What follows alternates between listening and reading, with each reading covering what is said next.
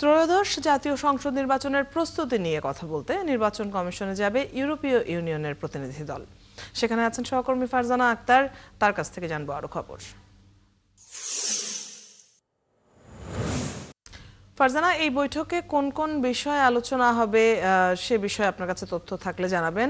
এছাড়াও আজ এনসিপির ইসিতে যাবার কথা রয়েছে, এ বিষয়ে কি খবর আছে? অদিতি, ইউরোপীয় ইউনিয়নের 4 সদস্যের একটি প্রতিনিধি দল কিছুক্ষণ আগে নির্বাচন কমিশনে এসে বসেছে এবং তারা প্রধান নির্বাচন কমিশনারের সাথে বৈঠকে বসেছে।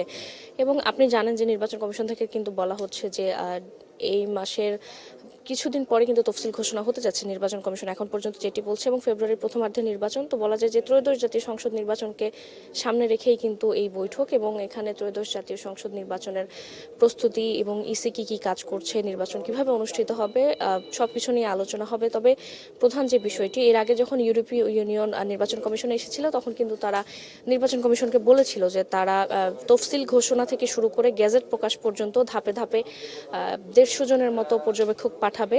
সবাই একসাথে আসবে না, ভাগে ভাগে আসবে, এবং সেই বিষয়টি নিয়ে হয়তো আজকে আলোচনা হবে যে কোন সময় কতজন প্রতিনিধি আসবে। এবং এই বিষয়ে কিন্তু তখন নির্বাচন কমিশন থেকে বলা হয়েছিল যে পররাষ্ট্র মন্ত্রণালয়, নির্বাচন কমিশন এবং ইউরোপীয় ইউনিয়নের মধ্যে একটি ত্রিপক্ষীয় চুক্তি স্বাক্ষর হবে। সেই বিষয়টি নিয়ে হয়তো তারা আলোচনা করবেন। এবং সেবার কিন্তু ইউরোপীয় ইউনিয়ন নির্বাচন কমিশনের কাছে জিজ্ঞেস করেছিল যে ভোটের সময় ভোট কেন্দ্রে, ভোট কক্ষে এবং গোপন কক্ষে তারা ঢুকতে পারবে কিনা, এবং নির্বাচনের পরিবেশ কী রকম থাকবে এবং ভোটারদের উপস্থিতি কেমন থাকতে পারে, বা ভোটার উপস্থিতি নিয়ে নির্বাচন কমিশন কী ধরনের কাজ করছে। বলা যায় যে সার্বিক বিষয়ে কিন্তু নির্বাচন কমিশনের সাথে আজকে ইউরোপীয় ইউনিয়ন বৈঠক করবে, এবং বৈঠক শেষ হলে আমরা আরও বিস্তারিত জানাতে পারবো যে কোন বিষয়টি নিয়ে কোনো ধরনের চুক্তি হলো কিনা ত্রয়োদশ জাতীয় সংসদ নির্বাচনকে সামনে রেখে। এবং এনসিপির একটি প্রতিনিধি দল আসার কথা রয়েছে বেলা 12:30টার দিকে। অতিথি, নিশ্চয়ই আপনার মাধ্যমে সেই খবরগুলো আমরা বিস্তারিত জানবো পরবর্তীতে। ধন্যবাদ যুক্ত হবার জন্য।